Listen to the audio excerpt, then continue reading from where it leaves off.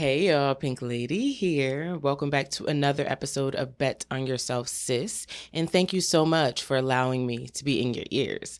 So, today's episode is with Dr. Nicole M. Young-Martin. She is a Black queer creative professional and educator.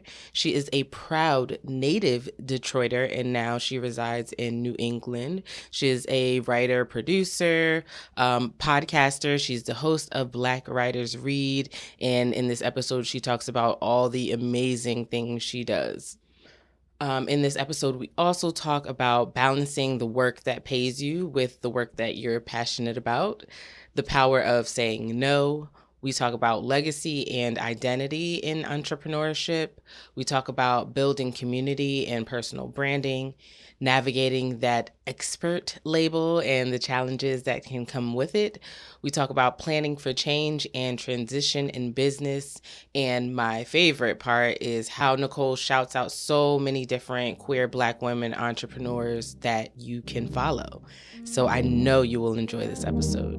Yeah. Bet on yourself, sis. Bet on yourself, sis. You've got the goal, confidence and style. Let your power show. Nicole, I am so excited to talk to you today. We have done so many other type of collaborations, but this is the first time I'm going to be getting to interview and get up in your business a little bit about your entrepreneurship journey and all the amazing things you do. So, Nicole Young-Martin, please tell the people who you are and what you do. Thank you, Pink Lady, for having me back. It's always so great having an opportunity to chat with you. So, who am I? That, for me, it feels like a really hard question because I feel like I'm still growing up and I'm in my mid 40s. Which is okay. Yes. I always start off by stating that I'm a native Detroiter first. I was born and raised in Detroit. What up, though, for folks who know? um Being a native Detroiter is such a salient part of my identity because it really explains my personality. It explains how I socialize, and it explains where I lie politically and why I'm so proud to be Black, because Detroit is like uber Black despite gentrification. I have been in New England now since 2007. I work in Western Massachusetts at different colleges and universities. I'm doing the adjunct life right now. And I live in Connecticut. I am also a freelance theater producer, content creator, fellow podcaster, and I'm also a writer and editor. I identify as queer femme. Again, I'm uber Black. I don't know if you're going to share video or footage or visual footage. Right now, I have braids, but under this is an afro, and I have tons of tattoos, including one of my hometown. Another part of my identity, I am a caregiver of folks with special needs. And I do a lot of community based work. Like, I thrive off of working with people and helping them reach their artistic and creative goals. And lastly, I'm also a pet mom. I have a lot of pets. You may hear them at some point. Mm-hmm. So, yeah, that's me. Just a heads up. Mhm. Nicole, thank you so much for sharing all of that. I think you do so many amazing things, and I'm always very happy to talk to you. You always get my mind going. You always share a different perspective that has me thinking, like, what? Never even thought of about it like that. So yeah, I just love talking to you. I'm going to share our collaborations in the show notes, so don't worry. We did some comparisons, some book and series comparisons, and I will share them in the show notes, so don't worry. But today, we're here to talk all about you, Nicole. So I'm really excited to get into this. How did your entrepreneurship journey start? It's so different for everyone. You know, a lot of people kind of are doing the regular 9 to 5 and then decide, like, what the fuck, this is not for me, I got to do something else. Like, I need more freedom. That was sort of my journey. But yeah, share with us how you got started on your entrepreneurship journey. Well, honestly, thinking about it, I've kind of, as an artist and a creative professional, I've kind of always been Mm, an entrepreneur in some form or fashion, especially as an independent creative. As a writer and all of those things, I am not affiliated with an agent.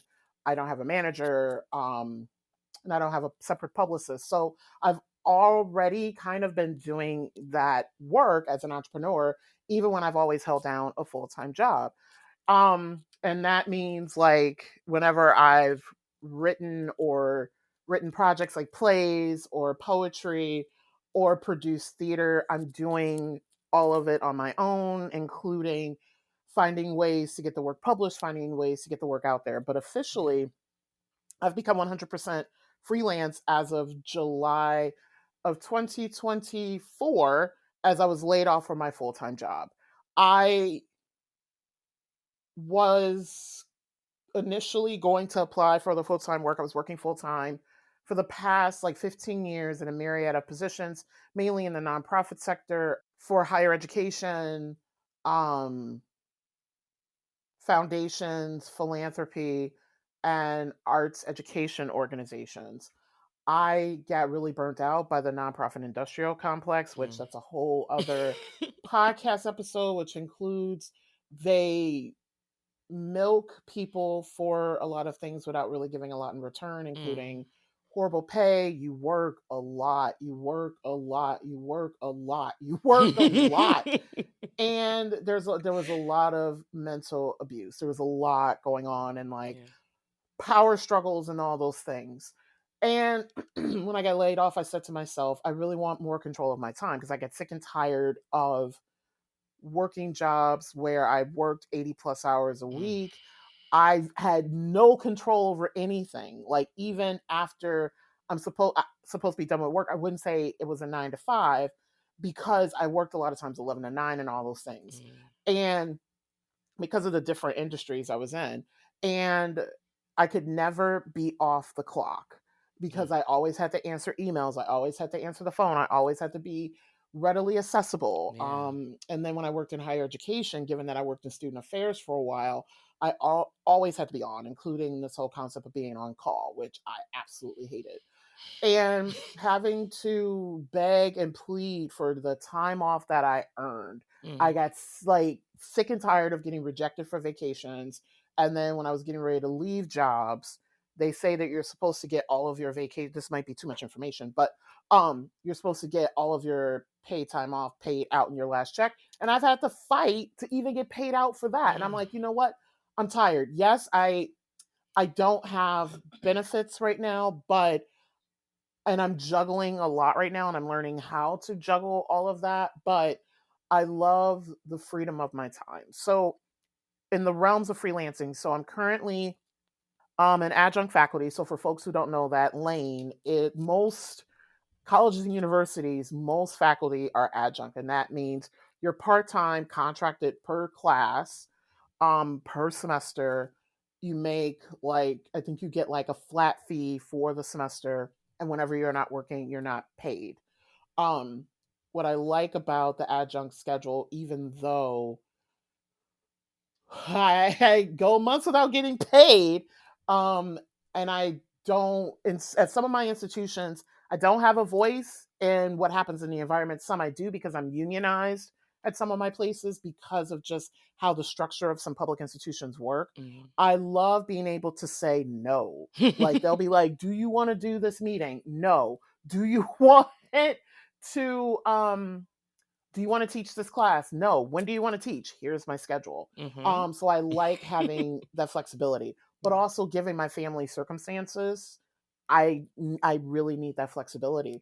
And then the thing that I'm struggling with, and I don't know if this is a question for later, is so I was hoping to do more in terms of my artistic and creative practice, not only the podcast, but I wanted to do more writing, more performing, and all those things. Teaching really takes up, even though I have freedom of when I can schedule things, it takes up a lot of time in terms of grading, Mhm. getting back to students, really curating the classroom experience, and all those things. Yeah. So the thing that I'm trying to balance is I'm trying to balance how to do the things that I really wanted to do because of becoming adjunct and thinking that I'm going to have all of this time.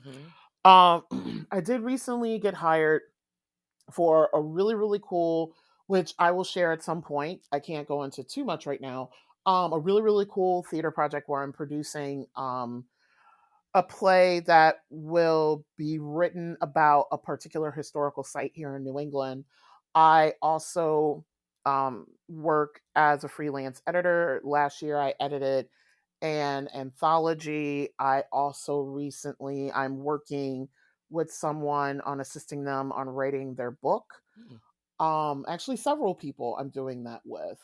And I have my podcast, which I'm trying to learn how to monetize that, because right now it is still self-funded and self-produced, even though I'm in season 5, and that's a whole other realm. And then I get hired to do consulting, and what else? Yeah, so it's a lot, and I'm doing a lot so I can literally pay my bills and pay to survive. So and I hope there's a question about this later in terms of the saliency or lack thereof of identity and brand, because I'm still Mm. trying to figure that out in terms of all of the things that I'm doing. And then Yeah. lastly, because I have bills to pay and all these things, right now I'm outside of academia, I'm saying yes to a lot of things, and I'm like, "Oh my god, I can't keep up with all this shit." Mm-hmm. Like right now, like one of the reasons why I'm just exhausted is because like I am going and working literally 7 days a week. Mm. And that has been hard as an entrepreneur in terms of when can you put things down and when can you schedule time off. So I hope that that wasn't too long-winded of an answer, but No, no, no. I again, right? And I tell you this all the time when we speak, go off. Like I'm not gonna stop you. I'm so interested in hearing your perspective and in hearing, how you got to be where you are. And that was a great way, you know, uh a great way of, telling me all of that. So first thing I want to go into is I definitely I understand like and can relate to and can like celebrate with you in the power of saying no. Um at if you've heard me speak before, you probably heard me talk about the job that I was in that I hated and I had to get out and blah blah blah blah blah. So in that job, I didn't feel like I could say no, right? Like I didn't feel like there was ever an option. It was just like, here's this meeting, you gotta go. Here's this thing you gotta do. Here's this report, we need it. You gotta make it, right? Like there was no, oh no, I'm not gonna do that. Push that off to somebody or, whatever. There was no saying no. In the part-time job that I have now, I'm so happy to say no. And don't get me wrong, I do a lot. I'm a lifestyle coordinator, so it's mostly event planning. So I do a lot. I'm talking to people all the time. I'm, organizing things all the time. There is a lot to the job.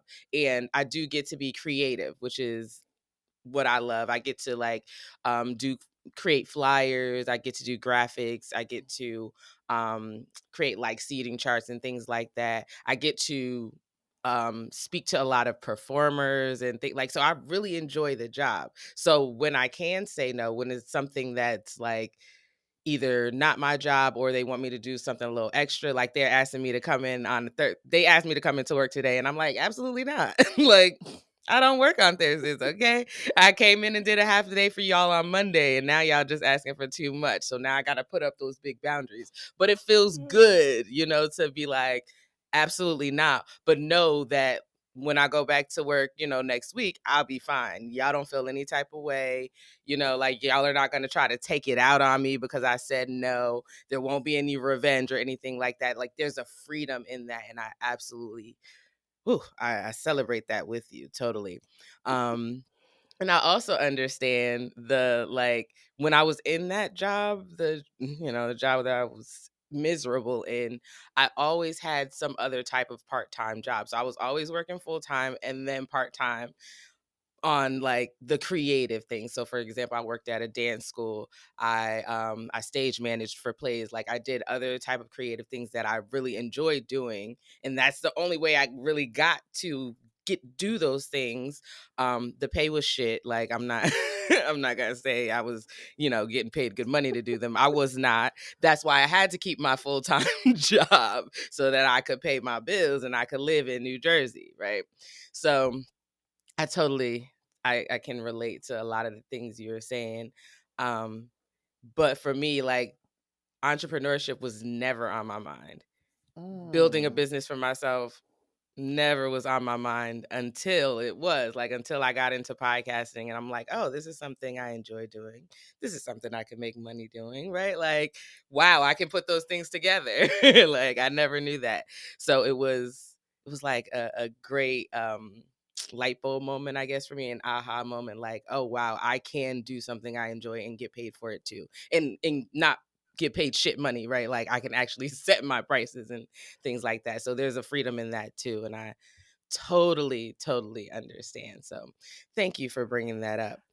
Yeah, and one thing that I want to add to, and this is something that comes up with the nonprofit industrial complex too, as a freelancer entrepreneur, you put hard work in to not only the things you want to do, but what legacy you want to leave behind. Mm, When you are doing all of this work and doing all of this rigmarole for an organization, you're helping someone else leave their legacy mm-hmm. behind.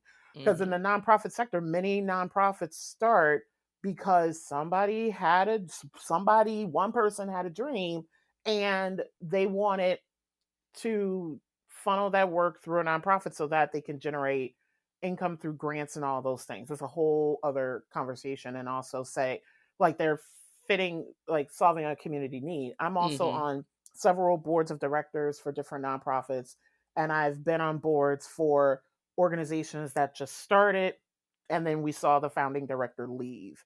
And Mm, it's so interesting to see what retains from organizations when the founder leaves, because the founder literally, and this is what we have to think about as entrepreneurs when we do our thing, the founder of these nonprofit organizations, especially within the arts, they center so much around their own passions to mm, where when they leave the organization can't sustain. So I teach arts management mainly.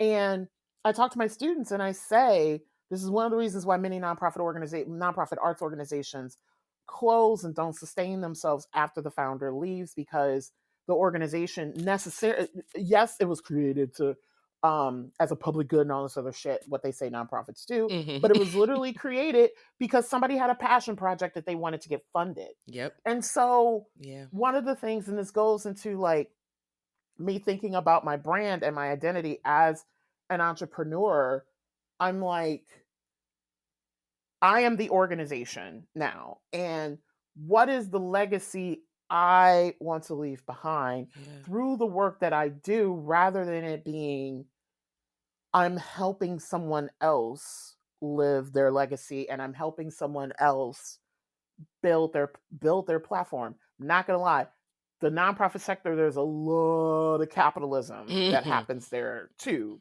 So again, whole other conversation. Mm-hmm. Mm-hmm. I love that you bring that up though, because I think about that a lot about I mean, that was one of the reasons I started my podcast, right? Because I had been helping people bring their ideas to life, right, for years before I started my own podcast. And that was one of the main reasons. It was like, what do I feel passionate about? What am I like? What do I want to talk about? What do I want to be known for, right? And that was a lot of why I started my own podcast. That's a lot of why I'm starting this podcast too, because I want to highlight Black women entrepreneurs, right? They say that we are like one of the fastest growing groups for entrepreneurs, right? Even though we lack all all of the things that you need a lot of the times, right? Like we lack those networks, right? We lack the funding, right? But still, we out here doing it, right? And Yep. out here thriving in it.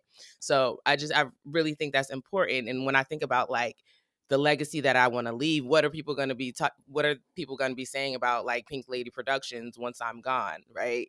And I absolutely want it to be about the legacy of like queer Black women entrepreneurs really doing a damn thing in this world. So that's my little spiel. I'll get off my soapbox. Which, by the way, I hope you have a connection with her.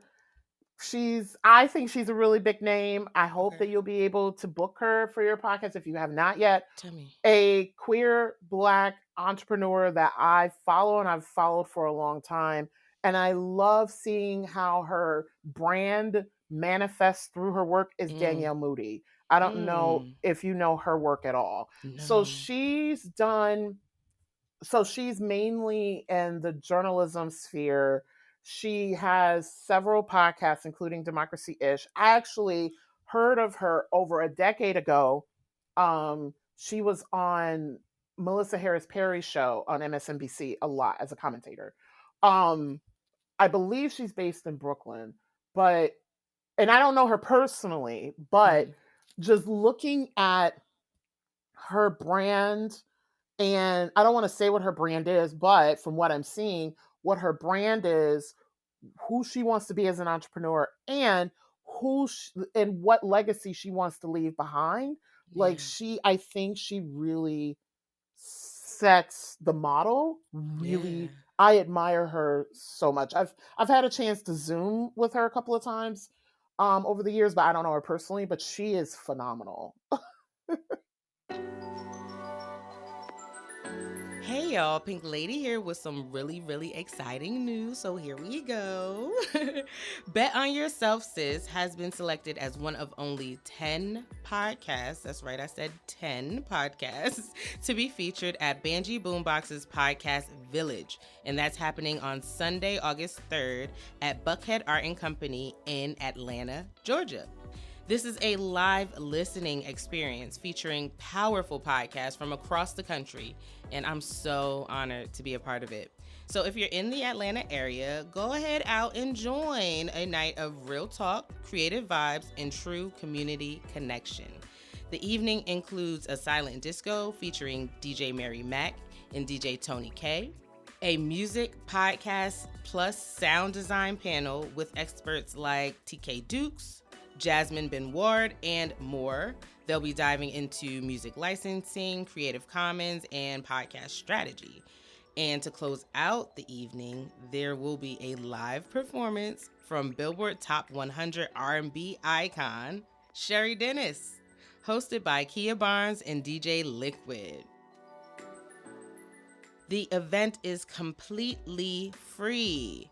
You heard me correctly, completely free while tickets last. So whether you're a fan, creator, or if you're just curious, go ahead and join. That is Buckhead Art & Co. on Sunday, August 3rd from 5 to 8 p.m. That's Banji Boombox in partnership with Afros in Audio and the Black Podcasters Association. And don't forget, Bet on Yourself, Sis will be there. I'm so excited. So for more information, please visit banjiboombox.com. Let's get into, I think that's a good segue. Like, what does entrepreneurship mean to you? Wow, that's a really good question because I've never really thought about that. Entrepreneurship, I think, is like self. What's the word I'm looking for? How do you build your own Wall Street? Mm. And I think back to Black Wall Street in Oklahoma, and other Black businesses that I respect, Black small businesses, where it's like, how do you root yourself in? Yes, it's all about being able to make money for yourself because that's where we live in. We have bills and things to pay. But whenever I think of Black Wall Street, I think of businesses being rooted in particular communities for a particular reason. So it's not only them making money for themselves, but giving money back to the community in Mm-hmm. either a particular resource or providing a platform for others. So for me, entrepreneurship is, and I think I've always just been very, as an activist, I've always been very like community centric. Because I believe, and I can't remember the exact quote word for word, but it's, um, you like, as you build and climb, you bring others with you. Mm-hmm. Um, because, and I've always believed that if people around me are successful and thriving, I will thrive as well. And so with entrepreneurship, I think it's being intuitive. What's the word I'm looking for? Intuitively insightful Mm. and mindful and what's the word? Intentional. That's the word I'm looking for. Mm. Intentional about where you show up, why you show up, how you show up. Yes. Because this goes back into, again, when you are working for yourself and you are the income generator and you have the business model and all these things, it's not about how do you help someone reach their goals, it's how do you help yourself reach the goals. Mm-hmm.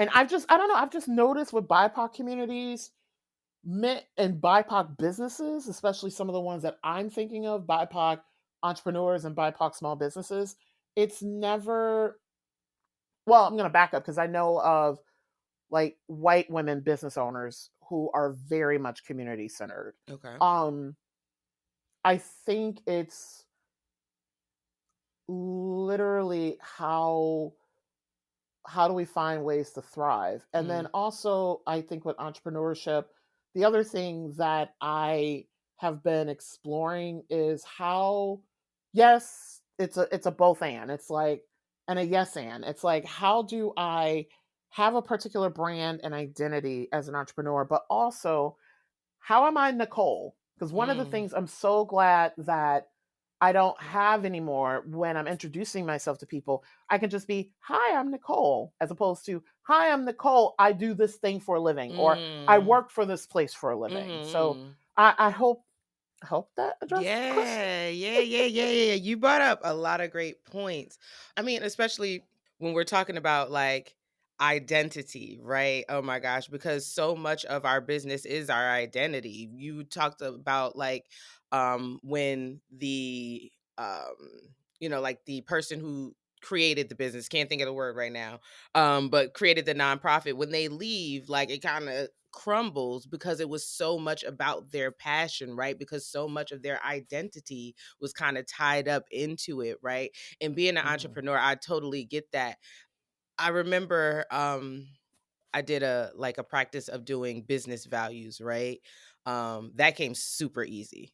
That I did my business value. They say like pick out words or whatever, and then like pick out the words that kind of mean the same thing. You group them into things, and then you whatever. We did that exercise and picked out business values, and it was super easy. And then I was trying to do the same thing with like my personal values, and I'm like, damn, like why they kind of the same. I think like one word was different, but I'm like, okay, why they're totally the same. And not to say that that's a bad thing. I don't know if it's a good thing or a bad thing. Like it doesn't really matter. I'm not framing it in my mind as a good thing or a bad thing, but I noticed that like they were damn near the same. They were very similar. And when I think about like what I want to do in my business, is because it's my passion, right? It's because I'm a queer Black woman entrepreneur. So like that is an identity that I have, right? And that is an identity that I want to pursue in my business, right? When I introduce myself to people, I think I automatically say like, "Hi, I'm Jasmine, a podcast producer," right? Because of the most of the Yes. spaces that I'm in, unless I'm like at my part-time job, and sometimes I do say like, "Yeah, I'm a podcast producer," but for the most part, the spaces that I'm in are like networking spaces. Unless I'm with my family, they already know me. I'm not introducing myself, or friends, right? They already know me. I ain't, hey, I'm Jasmine, a podcast producer, right? They just calling me my name. But in most of the spaces that I'm in right now, in my life right now, right, they are those type of spaces where like that's what I want you to know me as. So it has become a part of my identity, and it's just I haven't really thought about it. I'm just noticing now, like how I talk when I'm around people, like what comes out of my mouth. So it's so funny how like your identity plays into being an entrepreneur. Entrepreneurship, I guess, is kind of like based on your identity, right? But then the community aspect is so important because who is buying your stuff, right? Like who is making sure Right. you get paid, right? It's reciprocal, right? It should be mutually beneficial, right? So it just makes sense to me that like you your organization, your business or whatever is community based, right? Or Mhm. not necessarily community based, but it takes that into account. It takes the community into account, and it still wants to be a part of the community, you know? Yes. So And yeah. also too, I want to shout out as I'm looking at your logo, Oh, yeah. like your logo is so brilliantly designed because when Thank you you. say, I am Jasmine, I do this thing, boom. I love that it's a black woman with Mhm. pink headphones on, which, Mhm. the pink Mhm. suggests femme. And then the afro. It's like you were just super, super Yes. black. Like I love you. I Yes. love your logo so much. That's it. You got it. Like that is exactly it. So, absolutely. I'm thinking about it's so funny cuz I'm thinking about like doing kind of a rebranding. Not a lot, but like I'm definitely going to keep my logo, but I maybe want to change her headphones to be different colors or like maybe give her one with braids or locks or something like that. Like I'm just thinking of how to be even more blackety black, right? So Yes. I love that you said that. That's exactly check, check, check. That's what I want. So yes, Yes. thank you. All right. So what advice do you have for entrepreneurs? This is my favorite part. Oh, yeah. You and I have kind of already talked about this when we did some pre show stuff. Mhm. My two pieces of advice are, well, actually three, and one of them may be extremely controversial. So, one of the things that I am appreciating, and I think this is one of the reasons why income generation for my podcast is slow and not happening. I have really leaned into and embraced that my audience and supporters is growing organically. Mm. And what I mean by that is, I initially, when I first started the podcast, I did a lot of like paid ads on social media. And that's a whole other conversation because there was some toxic things that Mm. happened, including I had some racist, harsh Mm. things that happened, despite me targeting particular people to where that shouldn't have happened. And when I was like doing the ads and stuff, like the paid ads and things like that, the people that started following me, I noticed they didn't sustain long. Mm. Whereas I've noticed when people find my podcast either by word of mouth or they land there because they found like there was a guest on that was like their favorite author or a friend, I tend to hold them longer, I've Mm. noticed, because of the way that they came to the podcast. It wasn't Yeah. it yes, it was something temporary, similar to like the paid ads and things like that. But and I'm still trying to figure this out, but I've noticed that the word of mouth organic supporters and listeners and viewers, because I also do live broadcast, they tend to hook in a lot longer. Mm. I haven't figured out the why, Yeah. but when things happen organically in word of mouth, things happen slower. So Yeah. your followers and subscribers happen slower and all of these things. So it's harder for me to monetize. Like, I kudos and shout out to Don Lemon. He needs to write about, because I started, I've always subscribed to his thing on YouTube, but I recently became a paid subscriber. And he grew his his followership fairly quickly. I think he's now over the 500,000, Mm. which on YouTube, I believe that's when you can start monetizing. Yeah. I think so. And I watched his show, and like him and his team have a great system of bringing people in kind of organically, but then there's a hook, and I'm still trying to figure out what that is, because he, grew his base so quickly. However, he also has brand recognition. People Yeah. knew of him before he went independent, so that Yep. also helps. So just really, first piece of advice is just really thinking about how you bring people in. Mm. Um, even though even though you may sacrifice monetization. And I also think about this because, and this is someone who I admire as well, and I hope to have them on my podcast, Dr. Jen Jackson, author and professor based at Syracuse University. They wrote the book Black Women Who Taught Me. I think that's the name of it. That came out a little over a year ago. And I follow them on social media. And one of the things they talk about is the dangers of like the intersections of content creation, social media, Mm. and monetization and all of those things. It's like, are you reaching out to folks? And I hope I'm quoting them correctly, but it's like, because some people who are doing content creation on social media, it is so capitalist based. It's like, I'm doing this thing to make money as opposed to I'm doing this thing to grow community. And so that's Mm-hmm. another reason why I have to really think about how I bring people in. Um, the next piece of advice is learning how to say no. Mm-hmm. I know one thing that I will be doing beginning in the fall, because I can't quite do it now because I'm locked in on contracts. And I think this goes into the brand as well. And I'm going to shout out. I've worked with her several times. She's a career professionals coach. Her name is Michelle Ann May. She's based out of Detroit. And I'll send you her information so you can include it in the show notes. She is fabulous at helping freelance and independent creative professionals monetize and create themselves as a business. She's amazing. And also Yeah. amazing musician. She is the founder and member of Musique Noire, and I'll make sure to get that information Mm. to you as well. Amazing band of all Black women based in Detroit. Well, the Ooh. band is based in Detroit, but many of the members are around the country. Nice. They're, oh my god, they're awesome.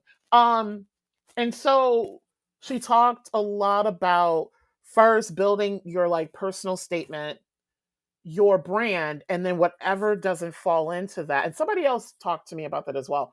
Wherever else doesn't fall into that, you say no. Mm. And so, and it's interesting because other people have been telling me kind of what my brand is, but when I think back to being that little girl who was an only child and lined up her Barbie dolls and played teacher and had invisible friends playing teacher, I've always been an Uh-huh. educator.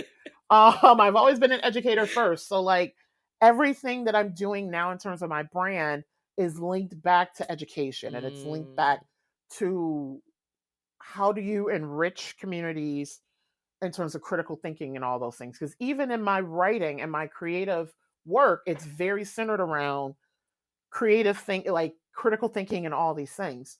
So that's my brand. I'm an educator first. And if folks listen to Black Writers Read, and it took guests who were on Black Writers Read to say to me, because I said, okay, Black Writers Read is not the only Black literary podcast out there. What is making me different? And many people were like, you're an educator first, and a lot of your Mm. questions are about craft and all of these things and how to critically think about these texts. You're an educator. Okay. So anything that does not fall into the bucket of the educator brand, I have to say no to, Yeah. because I'm already burnt out. And then with that, because I'm doing so much, I can't focus on doing what I want to do well. Mm-hmm. And also, even though I hate the term expert, I hate the term expert, but when it comes to wanting to get hired for consulting, and this may also be imposter syndrome, because I'm doing so much, I'm not an expert at particular things. Mm. So it becomes really hard to sell me as a consultant, because I believe I can consult people when it comes to philanthropy, fundraising, grant writing, programming, and producing. However, because I've done so many things, people can't go and say to me, Nicole is good at these particular finite things. Okay. I'm confident in hiring her. And even though I have my doctorate, which a doctorate is supposed to say, you're an expert at these things, I just want to quickly say the expert terminology is a blessing and a curse because it gets you the job because it solidifies what you're really good at. However, people who I know that are experts at particular things, especially a lot of tenured faculty, they just stop growing. And they don't know how to involve other people in conversations. Because I believe, like in my classroom, my teaching philosophy is I am a facilitator of knowledge and a convener of conversation, because I feel like we all can learn from one another. So this is why the expert term for me is very dangerous. But that's unfortunately how I'm going to make my money as a consultant, being good at particular things and being the expert at particular things. And then lastly, scheduling.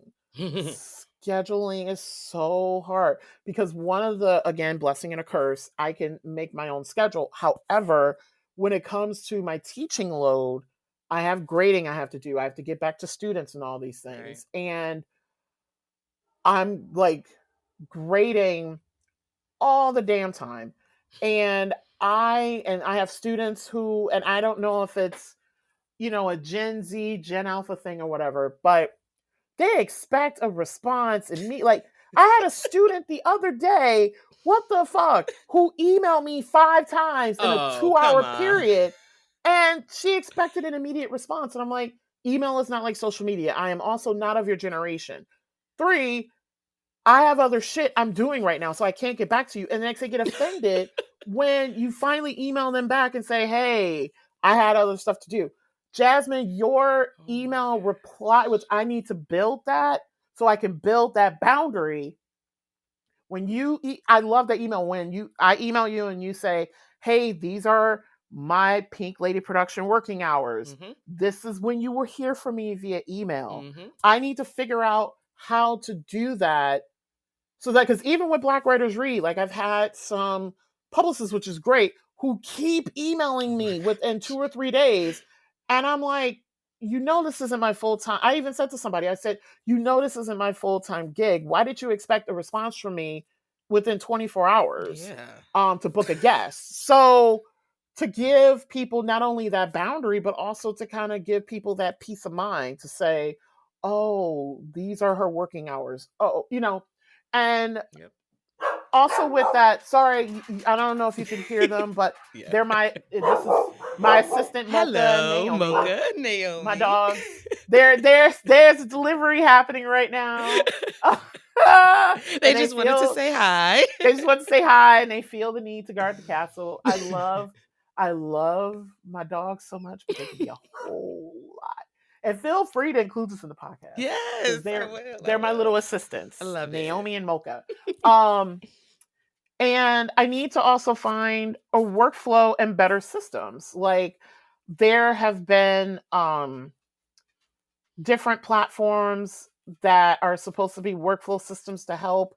And don't get me wrong, like I used to, when I worked in venue management and when I work in theater producing, I worked with a lot of difficult software and I know how to work, but there have been like HoneyBook. I paid for HoneyBook and I was like, I'm trying to, automate a lot of my work, like automate emails to guests and bookings and things like that. Oh, and next I have a 4th piece of advice. Again, the educator in me coming out.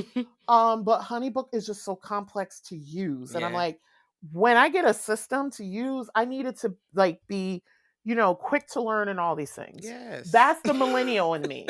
I straddle Gen X and millennial with when I was born. But that's the millennial in me. I need to be able to learn something quick. I do not have, they were like, HoneyBook was like, well, you could do all these trainings. Fuck that. I don't have time for that. To sit down and watch a tutorial and no. No, I need to be able to just figure it out really quickly. So automating things, because I spend a lot of times crafting emails that have a lot of the same language in it, because I have a particular so there's systems, but there's processes and automation. I have a very particular workflow when it comes to Black Writers Read and booking a guest, onboarding them, and offboarding. I have but the problem is I haven't quite figured out how to automate it yet. So a lot of times I'm spending so much time on like doing things that are routine. Like I Yeah. send out an email prior to the interview that has the interview questions, which of course are personalized, but a lot of stuff in the email is not personalized. Like says, here's your link, here's the flow of the interview. If you have questions, contact me, blah, blah, blah. Mm-hmm. So figuring out how to automate a lot of that. So I'm not spending 30 minutes crafting one email. Yeah. And then lastly, being okay asking for help. I Oh, did have I miss her and we haven't had a chance to touch base about it yet. But I did have an assistant. And she was wonderful. The problem is because I lost my job and I lost regular income, I couldn't keep her on. So figuring out how to keep an assistant, because she helped me a lot. And also when you work with an assistant, partner with them. Don't treat them as your assistant mm-hmm. because she helped me with a lot of my workflow and creating the systems that I've maintained now. And I'm like, if I treated her name is Candace, if I treated Candace as an assistant, I feel like I wouldn't have gotten those systems. Treating her as I delegate work to you. Mm-hmm. She's somebody, but also she's an assistant professionally, full time. And she was just like, I can figure out a system for you and for all these things. Okay, or giving them the room to look at how you do things and Yes. suggest to you how to do it better. So yeah, Yes. and also really think about who's on your team because on the podcast when I interview authors are very clear about who their editors are because people we don't work entrepreneurs we don't work in a vacuum. We Mm-hmm. build teams even if it's people who do things for us pro bono like even reading something Yep. or um being mindful of your team and the people and who you go to for certain things. Okay, the Absolutely. educator in me is going to I stop because I just love realized. so much of it though. Like, okay, for example, first thing we'll go back to what you said about expert, the word expert, right? I love what you said Mhm. because I never really thought of it this way. So I'm someone who absolutely believes that like your education should never stop. You should always Yes. continuously learn, right? Like I understand if you're like, okay, I know enough on this topic for right now to feel comfortable with whatever I'm doing right now, but I don't think you should ever be satisfied with the knowledge that you have. Like there's Mm. always so much to learn. Like I think it's kind of arrogance to be satisfied and to just be like, "Oh yeah, I know enough. This is great. This will get me to the rest of my life and I'll be fine. I don't need to learn anything else." And it's like, Mhm. what do you think life is? Because the one thing that's consistent in life is change. It's always going to change. You're always going to have to learn something new. So I totally I love how you said like we can learn from each other. You're a facilitator of knowledge even though you're the professor because you can learn from your students just like they're learning from you. I love that mindset and I think a lot of us need to have that mindset more of like this is a collaborative thing. This is not just me regurgitating information and you just having to suck it up, right? Like, no, this is mutually beneficial again, right? With that. So I love how you said that, like, the term expert, like, it'll get you in the door, right? But a lot of our experts are just satisfied with the knowledge that they have, and that is not okay with me. And also, I want to add too, and I totally forgot to say this. The other reason, and thanks, Jasmine, for bringing that up. Yeah. Why expert? The term is problematic for me. Another thing I forgot to add: when some experts are wrong, Mm, they don't like mm, to be challenged or called out on it mm, and admitting that they're wrong. mm. And that's another reason why in the classroom I say facilitator of knowledge because I tell students I don't know everything. I curate an experience for you. And the things that I know well, I will share it with you and I'm open to hearing feedback. Like there was a conversation last week I was having with students about there was this thing from the Victorian era about like the culture around hair and how important it is. Okay. And people would cut off their hair and leave it in a book, or when someone dies, people would cut the hair off of the deceased and put it in lockets and things like that. And I didn't know Mm, why. And a student of mine knew the why and mm. told me the why. And I was like, oh, thank you. So Yeah. Absolutely. There's always more to learn, I love that.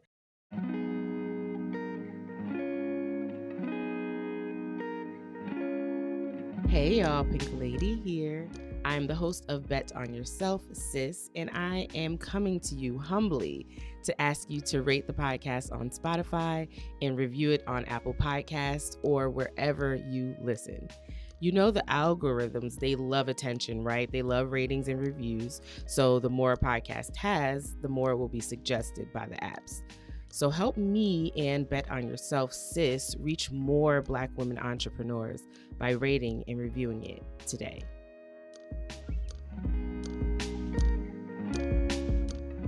And then you were talking about like systemizing, and I think that's really important too.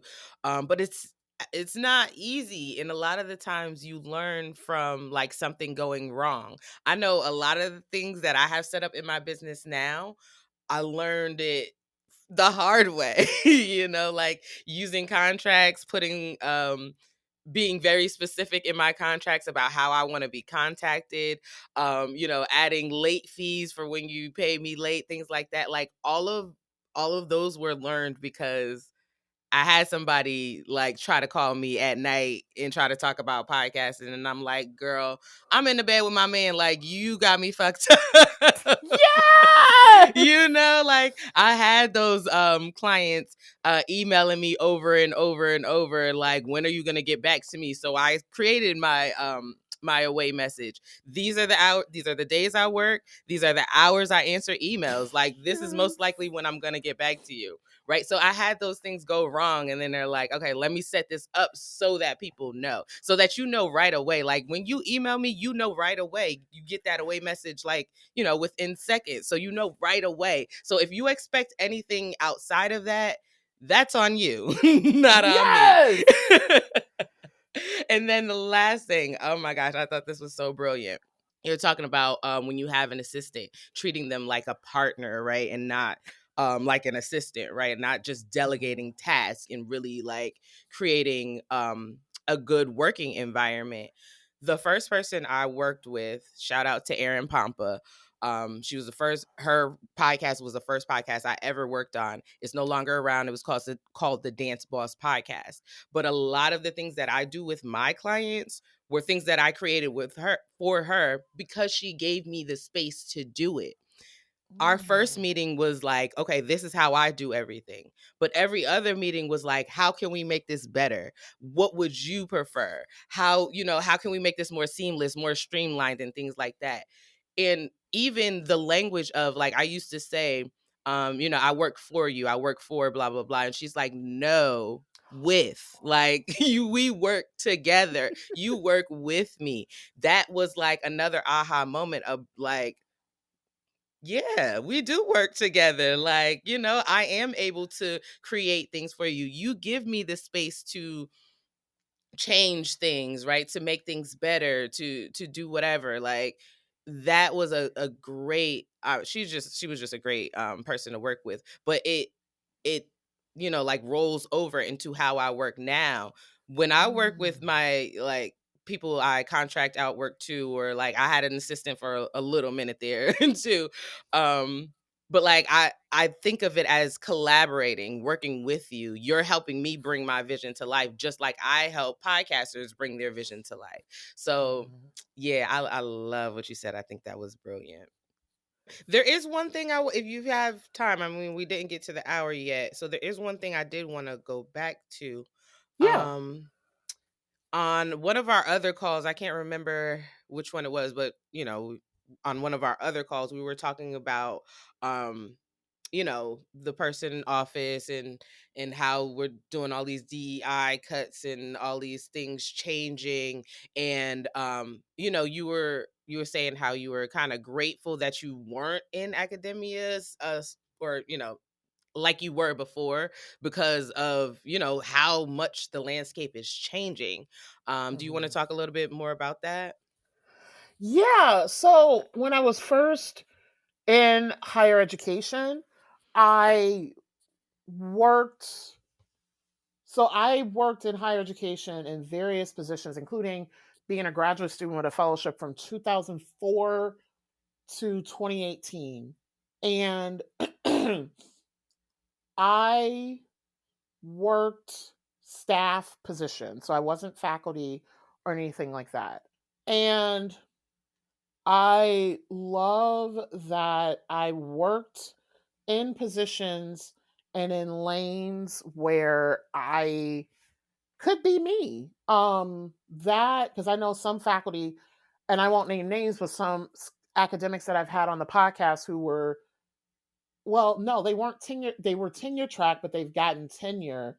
I noticed that they were able to speak more freely about their scholarship and their Mm, personal identity. Um, Academia and higher ed is very dangerous because, and I'm seeing it, well, it's always kind of existed, but now people outside of the industry are seeing it mm, where you can't really share much about your, because you're scared about getting job security. So for folks who don't know what the tenure track is for academia, it's similar to getting job security and job promotion. So you come in practically on a 6-year probationary period. And during that time, you're supposed to teach a certain course load and produce a certain amount of scholarship, including writing books, speaking at conferences. You're making a name for the university that you are at. And this is mainly a lot of research ones, which are like large colleges and universities like Harvard, University of Michigan. Those would be research ones. There are still like some small liberal arts colleges, community colleges, and state universities that treat their faculty like research one, but mm, they're not. mm, And there have been tenure track faculty who I've wanted to have on the podcast, but they were like, I'm afraid, I don't want to dive too much into certain things because I'm still trying to protect myself as tenure track faculty mm, because I am on a 6-year probationary period. So like having to be more control over their time. They can't share too much of their personal stuff because they don't want certain things coming out about mhm, them to where it could be held against them mhm. when tenure review comes up. Like, yes. So I hope I'm making sense with that because Yeah. it's even a world that I'm not really privy to because I'm not in a tenure track job and I don't plan on going tenure track for research one, and I don't have that personal experience. I've just seen other people and talked with other people. Mhm, But like as staff, like I did not, well, but it all, because I worked at particular institutions that were more progressive, I didn't have people questioning like who I voted, things like who I voted for, where I shop, and because I could still, I could still have those, I could still have those identities without a problem. mhm, And so now, as we're getting to into this realm of getting rid of DEI, I feel like more people, like more of those things will come up. I'm still kind of, again, like adjunct faculty, it's a blessing and a curse in that I don't have to worry about those things because I'm not tied to one institution. mhm, However, I don't know if I'm going to be in where I'm going to be teaching in the fall mhm. because everything is per semester per contract. So I hope that's how I'm remembering our discussion. Yeah, yeah, yeah, something like that. I don't really remember the whole thing, but I remember Yeah. us discussing about like the tenure and yeah, and people not really being able to speak. Like, yeah, not being able to be themselves or their full identity. So, Hmm. yeah, absolutely. Thank you. Was there anything else that you wanted to discuss or maybe that we started talking about but switched to something else? Anything you wanted to dive Hmm. deeper on? Not that I could think of, like just finding other entrepreneurs that you admire and learn and following them on social media and seeing how to learn from them. Like I mentioned earlier, Danielle Moody. There's a lot that I love about, and knowing her, at least from what I've seen of her, because I don't know her personally.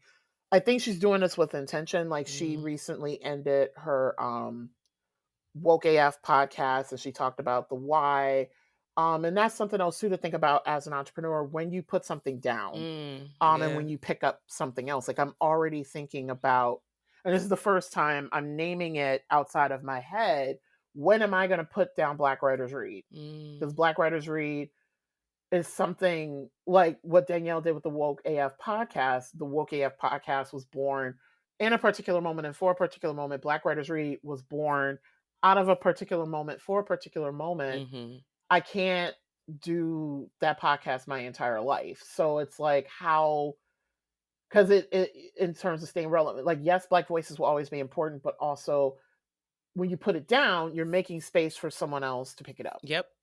And still, there's like, I want to shout out, my counterparts, Black and Published, Read, Write, and Create, and there's other Nerdacity. There's other podcasts out there that center Black and BIPOC authors in the way that I do. So when you put something down, you also have to think about how is this product unique and why people will want your product.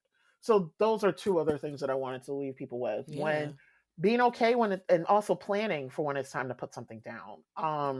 Because you'll have more control and autonomy when you say, as opposed to, I'm closing this business because it's not successful. I want it to be, I'm planning to close this business at a particular time because I'm ready for a new season. Right. And then also folks to follow. I can't think of another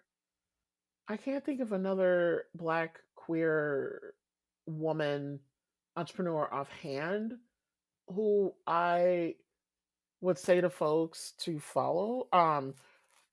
This person doesn't identify as queer, but I'm really interested to see, now that Joy Ann Reid is no longer with MSNBC, what she does. I'm hoping she does something similar to Don Lemon, because she has the base for it, and I think she will be able to sustain it and get her voice. Because I don't know if you watch or follow Don Lemon, but since he's been free from CNN and Independent, he has been speaking his mind and speaks very freely. And I'm learning more from him now because that's the other thing too. What happens, and this happens in academia too, and with full-time jobs, when you are tied to particular organizations. Like I've worked in jobs where I've had to sign NDA agreements and conflict of interest things and make promises that I'm not going to do certain things. So when you're independent, you're not held to those same standards. Yeah, absolutely.